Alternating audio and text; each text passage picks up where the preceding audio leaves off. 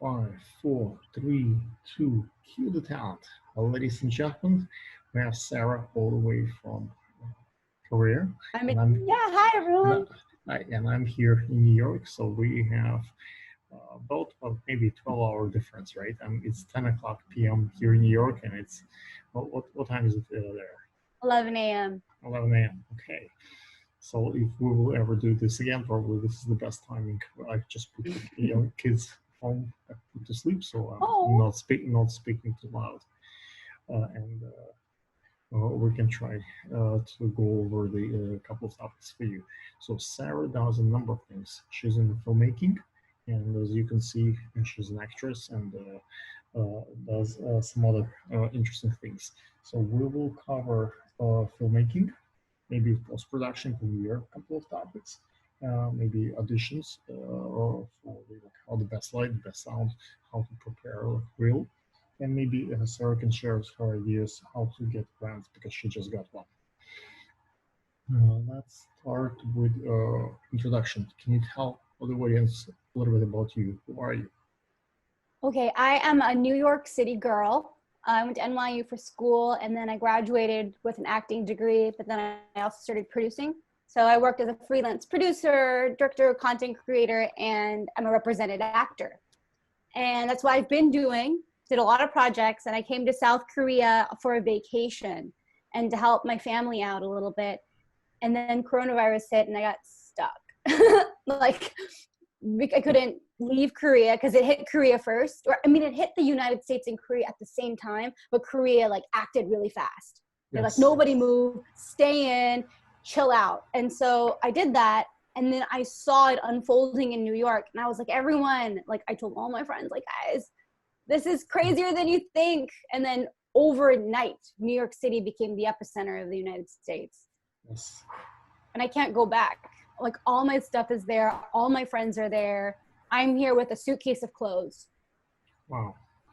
That's got people at different points, and we take the best we can at this point. So when we prepped for this discussion a few minutes ago, you mentioned that you're filming with your phone, and Yeah, the my iPhone. Premiere is your best friend Yeah, now. and I've been using iMovie a lot too. So Emily. if people want to do quick movie editing, because Premiere, it's a lot more intricate, but iMovie, it's so simple. And I'm like, Mhm. and I used to think it wasn't as good because it was so simple, but I'm like, what's wrong with this simple platform, this Yeah, program? It's amazing. It's yeah, so it does all great. the basic stuff. I actually Everything. like more the DaVinci Resolve. I think it's Ooh. free and it's Mm. pretty robust on some of the features, even more interesting than Premiere. And it still does pretty much the same thing, and it's Have free. to check it out. Um, so Yeah. let's talk about filmmaking like, Mhm. under the coronavirus. I see a lot of my friends like do a challenge for the stunts now. So everybody make their like a fights and different scenes that they can do at home on their phone. I Mhm. see pillow challenge. I see a whole bunch of folks doing the paintings, like pillow, like just Yeah. putting pillow in front of themselves. Do you see any challenges and options for the filmmakers? You know, I actually, in a perfect world, um, Ron Howard would sponsor a challenge where he would give us all a script, like a page, and like 10 filmmakers would interpret it and make their own movie. And then like the winner gets like a seminar with Ron Howard. Like that would be an amazing, I think that'd be a really interesting, entertaining challenge. Like a page of like nondescript lines and like bare bones and see how people interpret it.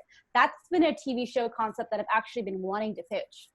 Like give Okay. each filmmaker $1,000, 10 of them, and then say you have a week, shoot this exact script, make it your own, and see who interprets it the most unique and tells the story the best way. I think that's a really cool TV show. Someone make it, call me. Okay. Do you see yourself like writing new scripts? Like because now we don't know how long this thing will last, and people Mhm. need content, and people need to produce films Yeah. at home, and Um, that's I think it's hard because New York City, New York City is going to be really hard to shoot in again. So I think I've been talking to people about scripts, like adapting scripts to things that you can do by yourself. And I've been noticing a lot of the casting breakdowns. A lot of the new content are things that people can shoot at home. People want actors, talent to have equipment in their home, lights. Yes. They want people to have the basic setup, and having a green screen. That was probably something every actor should probably think about investing True. in, a $30 green screen. Absolutely makes sense. I have all that. My next question is, what about directing over the Zoom and Skype? A lot of people, I've seen some new films done that way when a model and actor will do the work and the filmmaker will be on the other side directing it over the Skype. I've actually done that. Okay. I've actually, we shot something. I have this crew. We make a lot of mockumentaries. We've won short film competitions together. They're called Chimera Entertainment. The director contacted me and he's like, let's make something. So he directed me over Zoom while I had my phone recording me, the camera. So he was talking to me and I had this in, and it was so easy. It wasn't, it's like such a mystery. Like we will figure it out. People can figure it out. And we won't be able to tell narratives the traditional way of actor to actor, but like people are adapting. I just seen today a new movie that kind of in a sense with the doctors and nurses who are not allowed to speak out what's happening in the hospitals, but they still want to share the information, whether it's really that bad or it's how they feel, and it's so emotional. You can't see the faces, you can barely understand the voice, because they will lose their jobs, they will get penalized for speaking in the up. States. Yeah, here in New York, the doctors would not be able to go to the media and discuss that stuff. It's privacy issues and stuff like that. We don't, but they tell amazing stories of heroic stuff and how they feel, and it's so emotional. I think it's pretty interesting because they do it in bathroom breaks and kitchen breaks, and they have their mask, they are exhausted, they crying. It's so emotional and so real. Yeah, and people watching that stuff, well, even though the quality is not so much amazing, but it's such a great storytelling. Yeah, my series actually, if you can check it on my YouTube, it's called Unheard Voices, where I actually team up with people who don't want to go to mainstream media. Like my first topic, it's a 13-minute video of a woman in Wuhan, an American stuck in Wuhan. She was sick of, I don't want to blast any news channels, but CNN, ABC, she felt like they were just kind of like goading her for like snippets of like, just she felt used. So I contacted her and we worked together for 2 weeks to create a short film of her point of view and her story.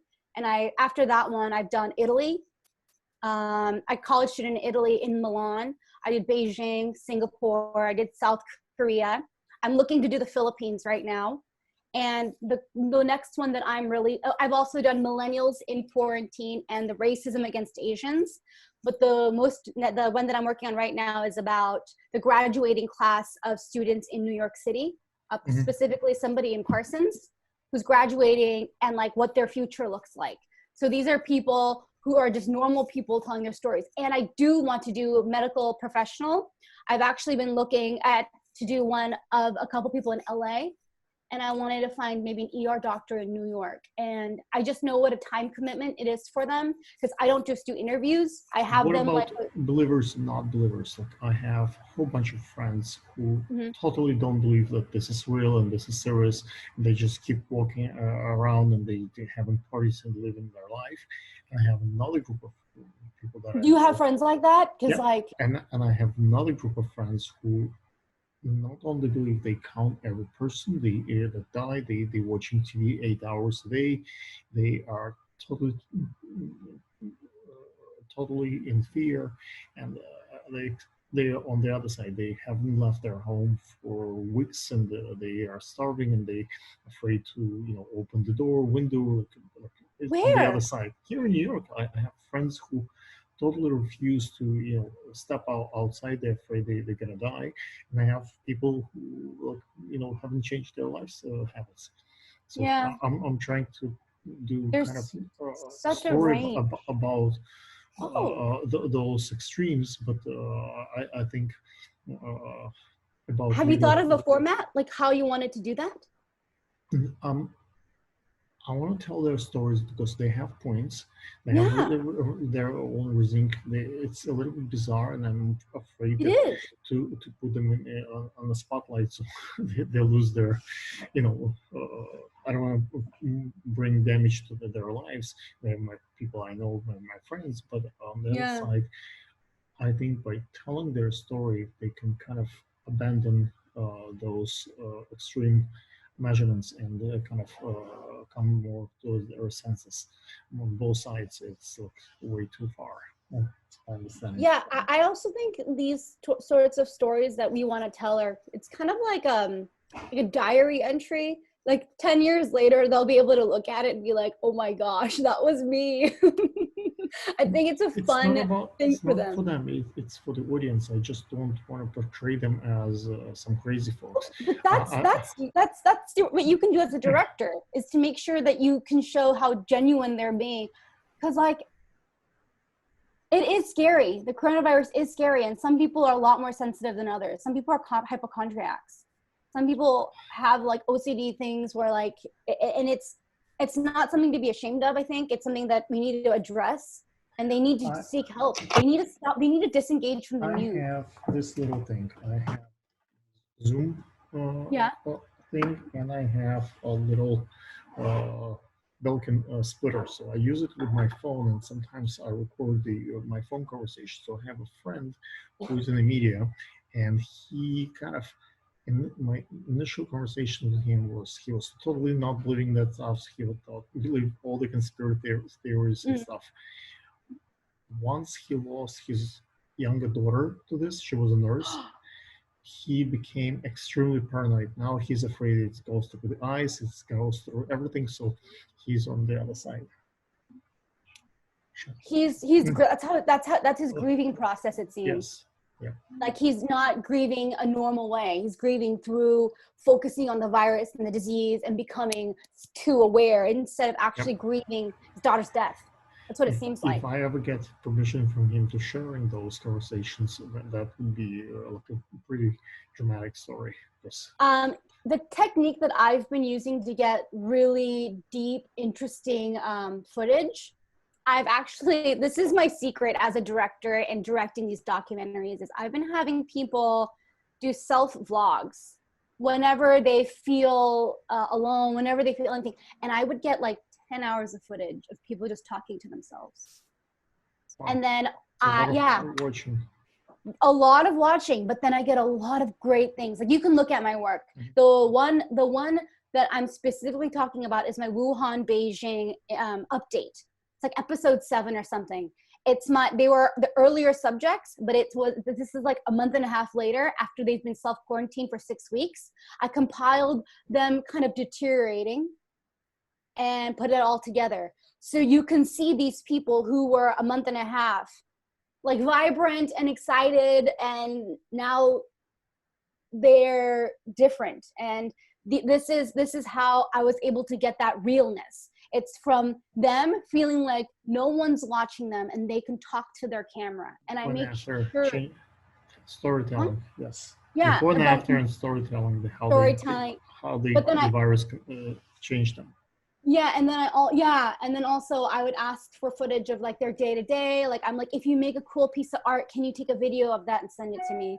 And I would get, I'm serious, like 10 hours of footage, and I bring it down to 10 minutes, put in music, I make them look the way they want to portray themselves and the reality. And And I, mhm. That's and how I, they like it. Do you show them the footage before you? no, I make sure that I'm not making them look like people who they won't be embarrassed of their work. And I tell them, don't ever give me anything that you don't want me to use. And I make sure not to move things around or chop things in a way that makes them look stupid. because like they're doing this to bare their soul and to show people who they are and how they've been affected. And I think It's a platform. huh? It's a platform. You're giving them a way of speaking. Yeah, Platform where yeah. they can kind of deliver their message to the world. Yeah, and I never did this for the likes or the views. It just kind of seemed to go up slowly and slowly. Nice. But it's just by honest storytelling, no glitz, none of that. But my YouTube journey has been really strange. I've been doing it for 2 months, and like it's what I'm living and breathing, because it's impossible to do narrative right now for me. It's just me in South Korea. I don't know anybody but my parents. Wow. So yeah, and because time I'm maybe to Korean, make some new friends here. yeah, it's just the culture is very different here. Like even though I'm Korean, when I go out, people don't think I look Korean and I don't behave Korean. So like they see me as a foreigner here. So I've been Aren't they learning to. curious? They're They're curious? curious in a way that like I don't feel like it's like they want to get to know me. They want to get to know like an American. They want to like get to like. Do they think that you're a banana? No, they no. I'm not. They don't think I'm white. They just think because there's a difference between white, like white banana, Korean American, and American. Like I'm Korean American. Like I'm super proud of my Korean heritage. I'm like Korean Americans are completely different from Koreans. And then completely different from Asian girls who have like this delusion that they're white.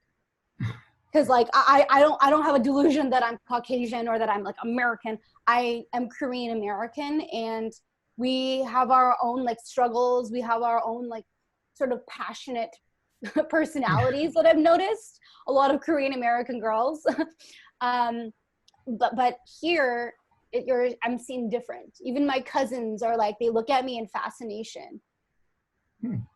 And I wonder like more like admiration. Maybe it's about like curiosity, like what will she do next? And I'm also not that Korean Americans are like this, but I myself am like a very expressive and eccentric human in general.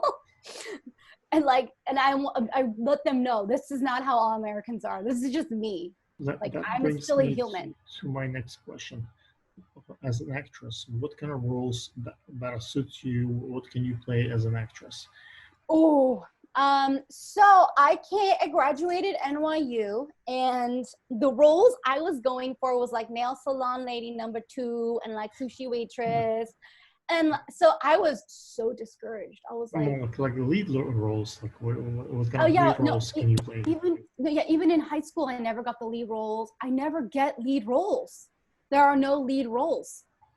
But recently, like Constance Wu, Aquafina, they've been like climbing up there. So it gives me hope. And I'm happy that I'm in the Asian American acting community. But there needs to be roles written for me. So I've actually just been kind of writing my own stuff, like humanizing Asian women. Like we're not just your side character. We're not just your nail salon lady. We're not just the comic relief or like the pretty mysterious girl. Because I go in for like the ethereal, pretty, mysterious, like Asian girl, but that's not who I am as a person. And like it's hard. And I go in for like comic relief, always comic relief. I'm always the sassy comic relief girl, which is. I guess that's fine. Who do you want to play? Like, do you want to play comedy? Do you want to play like a satirical stuff? Do you want to do like more like a serious drama stuff? I think I studied classical, so I studied mostly like I'm like a Shakespeare buff. I love Shakespeare. I love big, grand, dramatic stories, but then I also love subtle things too. I don't want to pinhole myself into one genre. I love doing dramatic, serious things, but I'm also good at comedy. I look at Michael Keaton's breadth of work because Michael Keaton's done Beetlejuice. He's done Birdman, you know? He's done comedy and characters, costumes, but then he's also done serious work. That's the kind of work that I want to do, is I want to, whatever how do you character prep speaks yourself to me. for the casting? Like you are about to go to a couple of castings today on your phone. Hopefully you have enough power to after this of course I do. I have 2 auditions. One of them is more of like a serious drama or I'm like a sister talking to my mentally disabled brother trying to help him. And then another one is like an NCIS, more of like a cop drama, more serious and like line driven. I think the hardest part of acting is memorizing the lines. Like it It's depends. tough for me also. What do you do to memorize the lines? Read them. What I do is I do this. So these are my lines, and I do that, and I put this under. I cover it up, and I just try to memorize that, and then down. If I memorize, I just do that. It's like a weird technique that I learned in school. What about recording yourself? Like, do you watch like a video reading those lines? Do you use teleprompter? Like, no, you have to memorize it. Do you have like someone external? I have like a tripod thing. Just no, you need what I do is sometimes I kind of, once I memorize and deliver them, I have a couple of friends of mine who I trust their judgment, and I let them see how I deliver, and they kind of critique and kind of advise whether I need a little bit more perspective behind me, or I need more emotions. They can kind of tell me over the Zoom whether it's kind of second look, like it's not how I see myself, it's more like how they perceive me. I mean, I watch my work to make sure I seem truthful. I have like one or two friends, but I don't want to bombard them with I used to do like 13 auditions a week. I don't want to have to send them 13 auditions. No, it's not manager, just someone else, like another actress like you. She sends you hers, and you watch her. So it's it's not everybody takes criticism that well. That's why, like, if I'm going to ask for something, I usually like to ask my manager, because like that's what she's there for.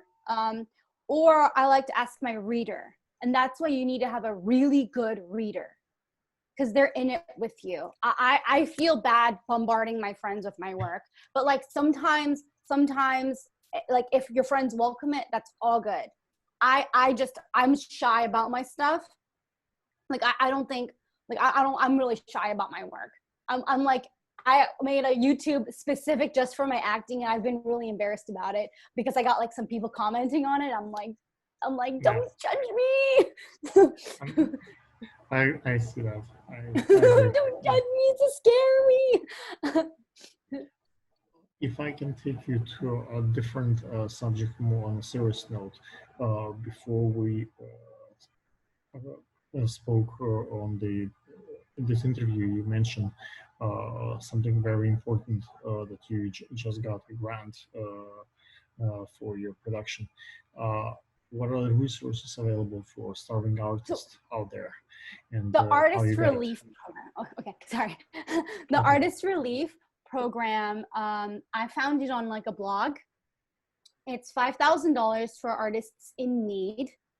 You do like an essay, you describe your situation, you make sure you're a resident of the United States, you're a taxpayer, all of that. And I put in that, I'm stuck in Korea. I can't work here. I'm not allowed to work here. And I'm constantly looking for work in New York. I am. Like every day I'm looking for producing jobs, line producing jobs, editing jobs, anything. Where do you look? Like, I use casting networks. I use Actors Access, casting networks for acting, and then I also I don't use Backstage as much anymore. Yeah, I think they're no longer that's popular.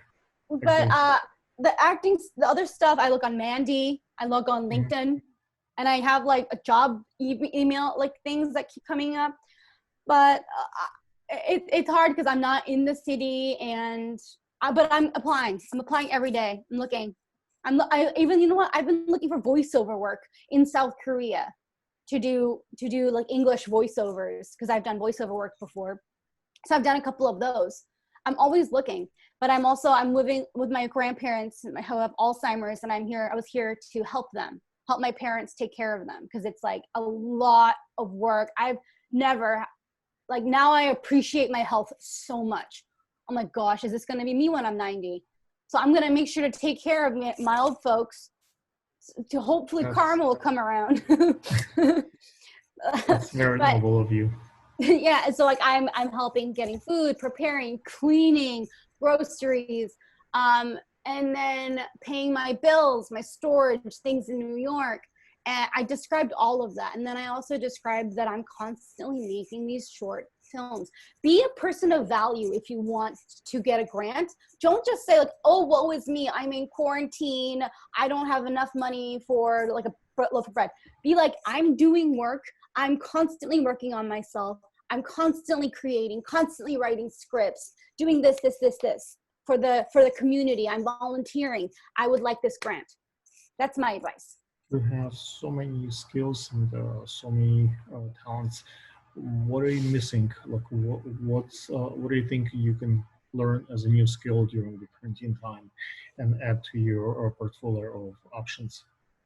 Like, are you I'm studying for anything? actually, there is, I maybe somehow people can find this, but Harvard is doing a program where you can Mhm. get certified. It's like a 3-month program. Every week, it's like 9 hours of class where you can learn how to game, how to build apps, how to learn about like history or like anything. I'm actually enrolling in 2 classes, one for programming apps, and I wanted to do like a theory of religion. Okay. Uh, do you think that your unique ability right now, being stuck in Korea, gives you an edge of making a film that tells the story about the how the career uh, dealing with the pandemic, and maybe a fellow friend of yours here in New York can do side by side piece. So that would be, since both countries kind of hit it at once, but the reaction is a bit different. Maybe folks want to see the two Comparison? mentalities, two way of thinking. But you already back home and you see that the way they think is different from what you think, so you can see them from a different angle. So because I just actually made a video about why Korea is doing okay. I did a 13-minute Mhm. video talking about why in South Korea I'm allowed to go outside and eat. I went to Costco. There were 400 people there. We were hanging out, buying hot dogs, getting groceries, and I was shocked. I was like, "How is this happening right now?" And we went to a restaurant. I'm like, "How are we freely eating right now during a global crisis?" And then I found the reason. Like after looking and looking, I was like, "This is why." And I made a video, and it talks about the pros and cons of this mentality that Koreans have and the pros and cons of the mentality that Americans have and how we can learn from each other. But that's in the video. Excellent. It's a really good I time think to it's, do a plug-in for your but it's YouTube really, and Instagram and social but media. it's really important to learn from other cultures. Seriously, like I like growing up as an American, you're just so proud of like, your Americanness and I'm now like in Korea, they're on the news. It's like the people, the protesters. Koreans are literally like, what is going on? Why are they armed? And my dad's like, because that's the American right. Because my dad's like super like, he loves being an American. We're here Mhm. just to take care of our grandparents, but like he loves being an American. And I'm like, yeah, but dad, like, but, yo, those are rifles. And my house is just full of so many different opinions. Like my dad's super Republican, my mom's Democrat, and I'm like a moderate. And my house is really strange. So Okay. yeah, I can share that I have the same family right? dynamic. My That's the parents are American very, feeling. very Republican, and my brothers and sisters, they're very democratic. So I have two extremes in the family. How is Thanksgiving in your family or like Christmas? We try not to talk politics Right. No, weeks before the holiday. yeah, So no. so I like to that start don't dinner, spoil. and you have to start dinner and say, no religion, no politics. Please pass the mashed potatoes. Like, We no don't say that. We don't talk, but at the religion. end, once everybody get drunk and get friendly, that's when those subjects come out. No. And then That's, after the party, we have a little bit of who said what and who cursed how do whom, you guys and party? then Fine. It just What's your everything. heritage? What's your heritage? I'm Jewish. I'm from Ukraine, and I speak Russian. Oh, So that's oh, I'm from Ukraine. yes. Yeah, we dated in college. It was a really cool guy. On our date, he brought his mom. He's like, by the way, my mom's gonna show up. I was like, what? And she showed up with a thing of vodka, and she's like, let's have fun. I was like, this is a weird date, but this is awesome. Real mom to date. That's interesting. Yeah, I was like, I don't specifically think it's because you're Ukrainian. I think it's just because this is you. He's like, did he do it as a joke, or he did it for real? no, she was in the neighborhood. They live in like Bay Ridge, but Mhm. he was in the city, and we were like going to a comedy show, and he's like, oh, my mom's down the street, like she's in another restaurant, like let's hang out with her. I was like, wait, I was like, this is moving a little too fast for me. Maybe he like you. No, I think you just had a really close, like they had like a really like buddy relationship. Mm-hmm. So I'm like, I respect that. Not everybody's parents are like, yeah, she was like chill. Cool. So it's a really good time for you to kind of do a plugin for your YouTube channel, your social media. So my folks I thought I did. I thought I did. Can you do it again? Okay, I'm very uncomfortable plugging my stuff. But guys, please check out my YouTube channel. It's Sarah Jun TV. Sarah Jun is one word, SARAHJUN space TV. And you can see all sorts of stuff there. I do like sketch comedy. I have short documentaries. I have family outings where me and my family go do crazy things. There's all sorts of things. The content isn't curated just for one brand. It's literally like my life. My crazy life, Sarah Jun TV. Awesome. It's truly entertaining, and I'm sure the channel will have a spike. Who knows? I just want to monetize. Help me get to 1K, please. I just want to get $1 from it. You still don't have 1K? What are you doing? Why you think you don't have that many followers, subscribers? I don't know. I think it's like, I mean, I've been doing this thing for 2 months. Oh, it's only 2 months. 2 months. Oh, yeah. I see. It's I like don't have traction. I've had videos that I've been doing for maybe 5 months, but like those are just like family videos of like random stuff. And then I started getting serious when I went to Japan. And I was like, ooh, this looks like a series. So I like just started recording myself, but I never thought that I would be making a YouTube channel, making documentaries, you know? And I never thought I'd monetize. Something like what we're doing now, like a collaboration. I put in my channel, you put in your channel. Some of my following will rival yours. Some of yours will rival mine. So maybe you meet other YouTubers who have what channels, I do is you can collaborate, and you get some of their folks, so they will do a kind of shout out for you. That would be super nice. That would be really fun. And if you have a story, you should tell me, because then we can work on a movie. Okay. You should see some of it and see if like you like the style of the documentaries. Like it's totally left side of what I'm used to making, which is like I've done music videos and movies, commercials. This is like slow, soft documentary with like narration and like it's nice zen moment for me. If you ever watch the most popular guy right now in America, the Cuomo, the New York governor, he's very popular now. I think this style is really now catching up, like calm and serious, and it's very different from what. Well, people really like Joe Exotic. Have you seen that? Yeah, Tiger King. Mm-hmm. Tiger King. That's like a goal for me. Like what a freaking fabulous short docuseries, like fabulous storytelling and craziness, drama. Like I'm really into it. I'm getting really serious about documentaries, and I did go to Sundance for the documentary in 2014.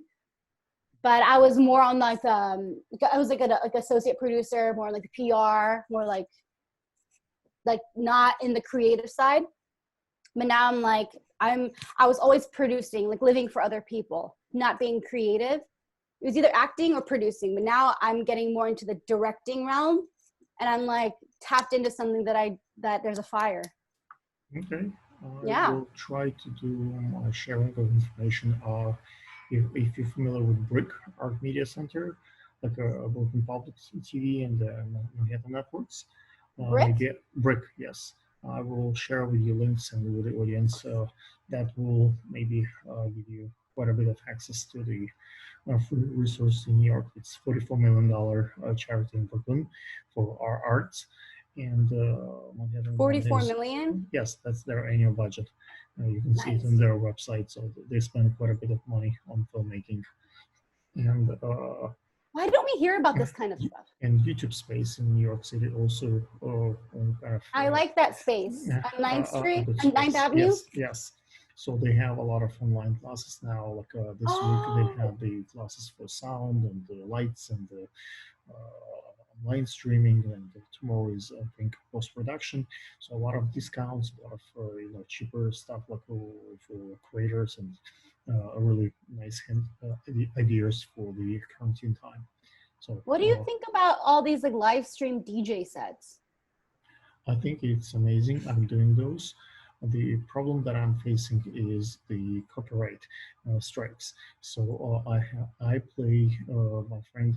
He's actually working Korean like you, DJ Transaction, and he gave me his music. So I get very rarely ever any strikes on his production. We still get so we kind of try to slow down or speed up or add additional beats so we don't get a strike. So it's the last thing you want is in the middle of a stream you get kind of kicked out. And Wow.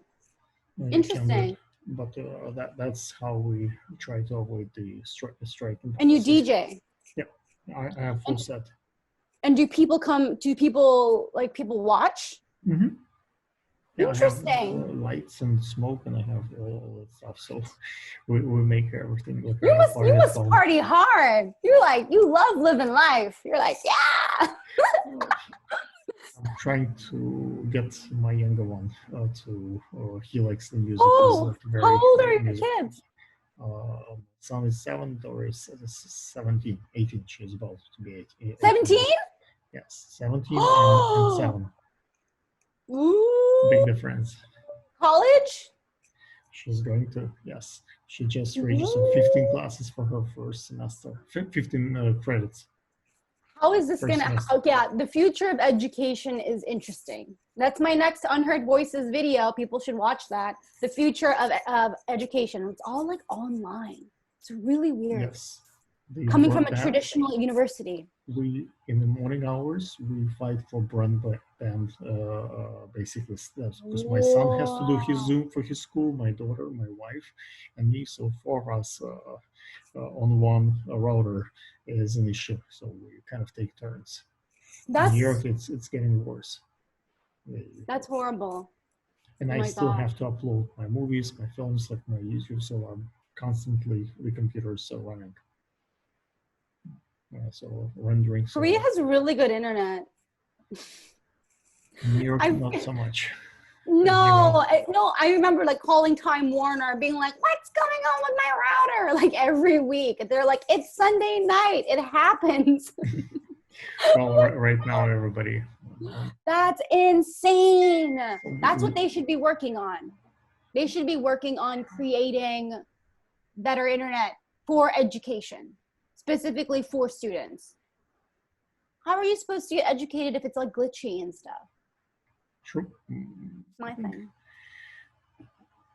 Things gonna get better soon, and we will be able to have 5G and all this new. Wait, the 5G stuff kind of real. I don't know. But in my new Unheard Voices episode, the teacher, so one of the professors talks about how she was in New York during 9/11 and during the 2008 financial crash, and at those times they thought that they would never be able to recover, but they did. Like New York City can bounce back. That's what she says. Yeah, I'm pretty sure we will bounce back once we find the vaccine and the people get more confidence, I think things will go better. But right now, I hope. folks kind of, I think, Yeah. folks I'm I talking want to go about back. kind of I want to go stuck. home. So I go, I want to go back to my apartment in Kips Bay. I want to go. I'm like, I really want a New York slice of pizza. I know that sounds so privileged of me, but like, I really, really want it. They don't make pizza here like that in Korea. maybe someone's to open New York pizza, like They do, but it's so Sicilian pizza. expensive. It's not gonna be like New York. It's not, it's like, and also like the deli sandwiches. Like, I really want a deli sandwich. They don't make a sausage, egg, and cheese here the way they do in New York. The crappy little roll and the attitude. I just kind of want the attitude of the deli man downstairs. Like, give me $2. I kind of just want that. Keeps you calm, okay. Like, I just want someone to be mean. Everyone here is so polite. I'm like, please just yell at me. Please stop being so polite. But that's one of the reasons why Korea is doing well. It's because people are really considerate about others to a point where I'm just like, is this reality? Am I in an alternate universe? And yes, I am in an alternate universe. I'm in East Asia. Like, when I went to Japan, they were super polite too. I was like, you don't have to be this nice to me. You don't know me. I think you should be animation and you should play a character and you're very animated. So I think you will be really, really good in cartoons. In cartoons, you mean my voice? No, you as a personality, as the whole, thing and movement. That's why I play. No, if you look at my acting reel, I'm like the sassy, like the girl. Like, I literally come in like halfway in the movie, and I just mess everything up, and I create a lot of drama, and then I like disappear. Like, they're like, "Whoa, she just came through." Like that. That's like the character that I play. It's like always like the sassy girl, and it's like, because like that's who I am. And I kill those auditions. I come in and I bring in this like tornado attitude that they haven't seen from another girl. And that's why I say I can't go in for like these pretty Asian girls who are like little flowers. Like, that's just not me. And that's the 90% of things I go in for. And when I get like that one really good role, I kill it. But then because I'm not. It's so difficult to go. They think of Asian girls are very pale and not emotional, and you have all this animation in your face, so you can deliver a lot of action. Yeah. Well, I'm always told by directors when they direct me, they're like, I'm happy that you can give 100% because people who give that much are able to take it down. But when you go in and you're one of those people who only can give 10%, it's hard to get up. So when I'm acting is I do this thing with my hands where I emote with my fingers and my hands underneath the frame. So I don't do it with my body because I'm such a stage actor that I use my whole body. So if I just do this, but I do it down here with my hands, you can't see my hands, but they're moving really fast. And that's converts. It's a technique that I have to do because I am just so expressive and I don't know why I'm this way. Awesome. I'm sure the folks will ask for the second one, and maybe they'll be like, who is this crazy girl? We'll pick up some fun topics, guys. If you like this one, please comment, and we can maybe figure out what else will entertain you. Yeah, tell me what you guys want to hear me talk about. I have lots of things I kind of know about. I'm not an expert in anything, but I know a little bit about a lot of things. Awesome. Bye. Once I think I have a role for you. I have a friend who just asked for someone like you. Dude, okay, this is awesome. Let me stop recording.